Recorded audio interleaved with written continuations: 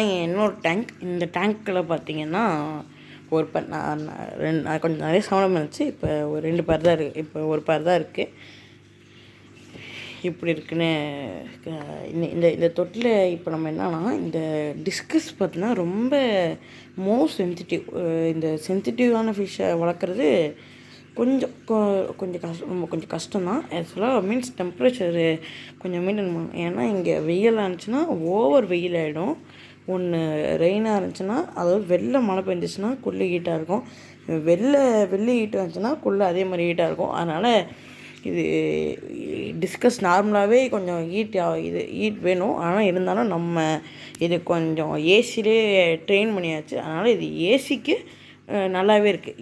ஏசிக்கு எந்த பிரச்சனையும் இல்லை, சூப்பராகவே இருக்குது.